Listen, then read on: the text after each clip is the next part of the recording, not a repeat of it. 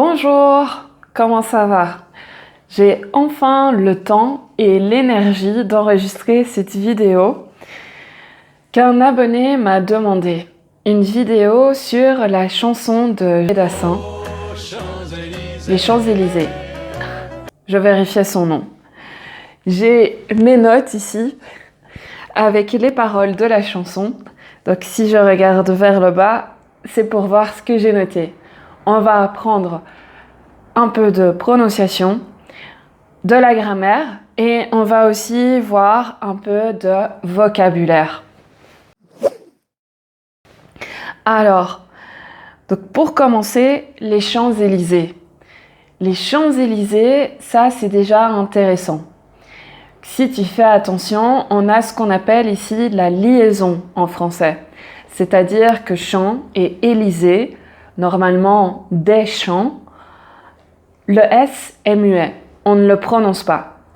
Mais quand tu as une voyelle qui suit après, on prononce le S ensemble avec la voyelle et il a un son de Z. Et donc on dit les Champs-Élysées. Les Champs-Élysées. On prononce tout en un mot. Pour faire court et pour simplifier les choses, pour savoir quand tu dois faire la liaison, c'est en général quand on a un verbe avec le sujet. Donc par exemple, ils aiment se promener. Et donc là, tu vois que le S de il se prononce comme un Z avec le verbe aime. Ils aiment se promener. C'est aussi la différence que tu vois entre ils sont d'un côté, ils sont, là tu as le son S parce que c'est le verbe sont, être, ils sont, mais quand tu as le verbe avoir, tu vas dire ils ont, et là tu as le son Z, ils ont, parce qu'on fait la liaison. Tu as ça aussi avec un nom et un déterminant. Donc, par exemple, les animaux. Les animaux. Donc là aussi, les, le déterminant, animaux, et on prononce ensemble. Les animaux. Donc, en général, là, tu as toujours la liaison. Ça, c'est pour faire plus facile. Il y a d'autres choses que je peux expliquer, mais pour faire plus court, on va s'arrêter là. Je pourrais faire une autre vidéo plus en détail avec ce phénomène en français. Abonne-toi. Mais je la promets pas pour tout de suite. Je la ferai, mais pas tout de suite. Alors, ensuite, si on s'attarde encore sur les Champs-Élysées, là, tu as donc le son « et ». Donc, à chaque fois que tu as un « et », donc un « e » avec un accent aigu, on prononce toujours « Élysée ». Mais si tu as un E à la fin sans accent, on ne prononce jamais. C'est pour ça que tu as la différence qui est très importante en français entre je mange et j'ai mangé. Donc si tu dis je mangeais, les personnes vont voir que c'est une erreur. Mais ils vont être un peu perdus. Ils ne vont pas savoir si tu dis je mange au présent ou si tu dis j'ai mangé au passé. Donc ici, c'est je mange et ici, j'ai mangé. Quand il n'y a pas d'accent, on ne prononce pas le E. Quand il y a un accent, on le prononce. J'ai fait une vidéo un peu longue, il y a longtemps, sur ce sujet-là, les lettres muettes en français. Si tu veux, tu peux la regarder aussi. Je vais laisser le lien dans la description. Et justement, j'ai parlé de lettres muettes et ici, dans les Champs-Élysées, tu as deux lettres muettes. Donc, tu as le P et le S qui sont muets. Donc, les, on ne prononce pas le S ici. Et champ, donc tu as le P qui est muet. Ensuite, ici, dans cette chanson, il y a d'autres choses qui sont intéressantes pour la prononciation. Il y a ce qu'on appelle l'élision. L'élision, c'est ce qui te donne l'impression que les Français parlent très vite et que tu n'arrives pas à comprendre quand ils parlent. C'est parce qu'il y a beaucoup de lettres qu'on mange ou qui disparaissent quand on parle. Donc, par exemple, si on prend je me baladais sur l'avenue. On va pas dire je me baladais sur l'avenue, mais je me baladais sur l'avenue. Et donc là, on ne prononce pas les E. On prononce tout ensemble. Il y a un autre exemple d'élision ici. Je l'ai passé trop vite, mais un peu plus loin. Il y a tout ce que vous voulez aux Champs-Élysées. Donc, il y a tout ce que vous voulez. Si on parle lentement, il y a tout ce que vous voulez. Mais il y a tout ce que vous voulez aux Champs-Élysées. Là, de nouveau, on oublie le E de ce. Il y a tout ce que vous voulez aux Champs-Élysées. Alors, ensuite, tu as la partie où on a « tu m'as dit, j'ai rendez-vous » dans un sous-sol avec des fous qui vivent la guitare à la main du soir au matin. Alors ici, tu as plusieurs choses intéressantes. Qui vivent, alors ne prononce jamais qui vivant. Quand tu as un verbe et quand il est au pluriel, on écrit toujours ENT à la fin. Mais on ne prononce jamais ce ENT quand il s'agit d'un verbe. Donc on va dire qui vivent. Tu vas prononcer ce ENT uniquement quand il s'agit d'un adverbe, comme par exemple lentement, rapidement, franchement, honnêtement. Mais quand tu as des verbes, on va avoir ils vivent, ils parlent, ils écrivent et ils traduisent. Donc tu vois, on s'arrête toujours avant le ENT et on prononce la consonne qui vient avant le ENT, la lettre qui vient avant le ENT. Alors, ça, c'est tout pour la prononciation. Alors, ensuite, si on fait attention à la grammaire, il y a quelque chose de très intéressant ici. Donc, aux Champs-Élysées, il raconte une histoire, une rencontre avec une femme. Je pense. Et donc ici, il dit « Je me baladais sur l'avenue, le cœur ouvert à l'inconnu. J'avais envie de dire bonjour à n'importe qui. N'importe qui, ce fut toi, je t'ai dit n'importe quoi. Il suffisait de te parler pour t'apprivoiser. » Et ici, tu as le passé composé et l'imparfait. Ça, c'est fantastique. Il raconte une histoire. Et quand il parle de ses sentiments ou d'une description, en général, quelque chose de plus général, où ce n'est pas vraiment une action spécifique qui a eu lieu à un moment précis et qui était brève. Donc ici, c'est quelque chose de plus long où on ne sait pas quand ça a commencé, quand ça s'est terminé. Et donc ici, je me baladais sur l'avenue. Ça, c'est comme quand tu regardes un film ou une pièce de théâtre, tu as toujours le décor, tu as toujours quelque chose qu'on t'explique avant l'action, avant la chose la plus importante. Donc ici, je me baladais sur l'avenue. Et se balader, c'est la même chose que se promener. Donc, il n'y a pas de différence. Tu peux utiliser ou bien l'un ou bien l'autre. Et donc ici, je me baladais, ça c'est la description. J'avais envie de dire bonjour. De nouveau, la description, c'est quelque chose de général. C'est pendant toute sa balade, pendant toute sa promenade, il avait envie de dire bonjour. Et il suffisait de te parler. Là, c'est de nouveau la description. C'est ce qui était nécessaire. Et puis, je t'ai dit n'importe quoi. Et là, c'est l'action brève.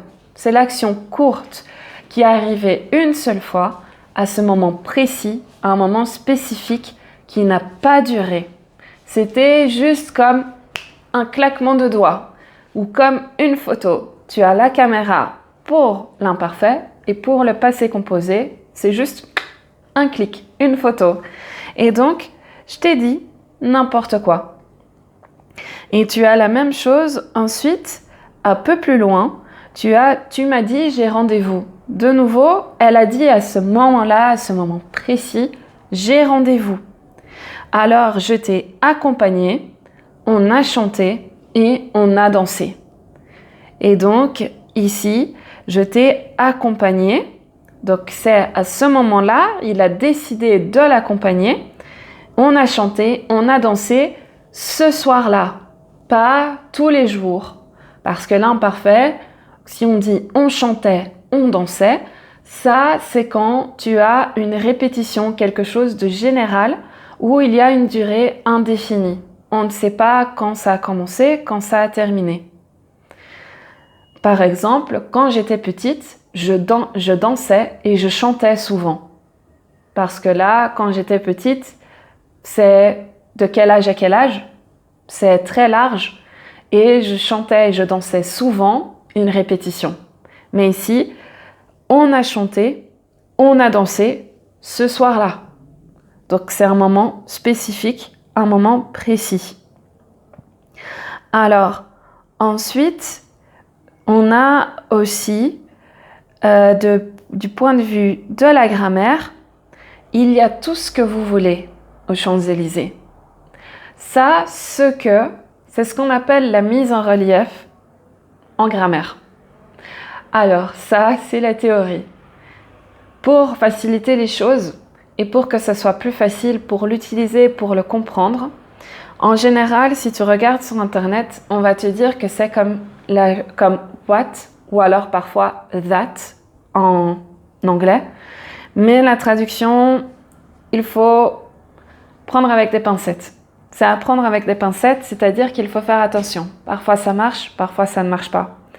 La chose la plus facile à retenir, c'est quand tu as ce que ou ce qui. Le ce, c'est comme si tu disais en anglais the thing. Donc par exemple, ce que, the thing that. Ou alors ce qui, the thing that aussi. Ce que, c'est quand tu fais référence à un complément. Ce qui, c'est quand c'est le sujet du verbe. Pour que ça soit plus compréhensible, je vais te donner un exemple. J'ai lu le message qu'elle lui a envoyé et c'était pas joli. Donc j'ai lu le message qu'elle lui a envoyé. C'est comme si tu disais en anglais I read the message she sent to him or that she sent to him. Mais j'ai lu ce qu'elle a écrit.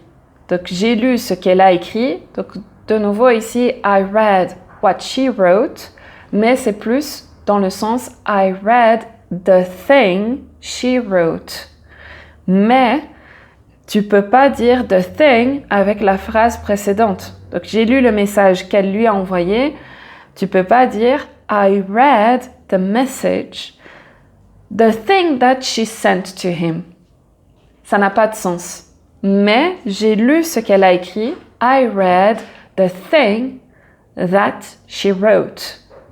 Donc là, ça fonctionne.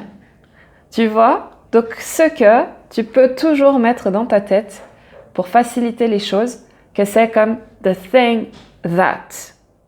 Comme ça, ça marche. Et comme ça, tu peux l'utiliser et tu comprends pourquoi on utilise ce que et pas simplement que. Ça, c'est un petit truc.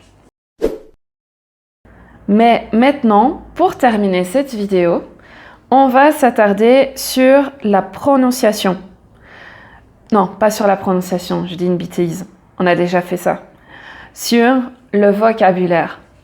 Donc, je me baladais, c'est la même chose que je me promenais. Donc, se balader, se promener, c'est la même chose. Ensuite, tu as des mots intéressants ici. J'avais envie de dire bonjour à n'importe qui. Je t'ai dit n'importe quoi. Donc ici, n'importe qui, n'importe quoi, n'importe quand, n'importe où. Ça, c'est important. Si tu n'as pas une personne spécifique, quelque chose de spécifique ou un endroit spécifique. N'importe qui, n'importe quoi, n'importe où, n'importe quand. Ça, c'est intéressant.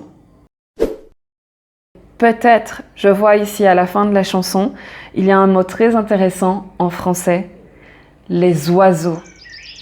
C'est le mot où on ne prononce aucune lettre, mais c'est juste une combinaison de sons que ces lettres font ensemble. Donc tu as le son wa, donc qui s'écrit OI, mais qui se prononce wa. Ensuite, le S, quand il est entre deux voyelles, il se prononce comme Z, comme par exemple dans rose. et poison. Attention à ne pas confondre avec poisson, où là tu as le son S. Et puis le E-A-U, donc ces 3 lettres font le son O. Et donc tu as oiseau. Beaucoup de lettres, juste pour ça. Mais voilà. Et donc ici aussi, tout. Ça aussi c'est important. Tous les oiseaux. Ici on ne prononce pas le S. Parce que quand tu veux dire, comme par exemple, tout en général, donc le groupe, alors on ne prononce pas le S. Le S est muet. En général, c'est quand tu as ça avec les. Donc tous les oiseaux, tous les jours, tous les magasins. Donc là, on ne prononce pas le S. Mais quand tu veux dire tout le monde, donc comme par exemple tous, ils sont tous partis en vacances, par exemple, là, on prononce le S. Voilà, j'espère que cette vidéo t'a aidé, que tu as appris quelque chose.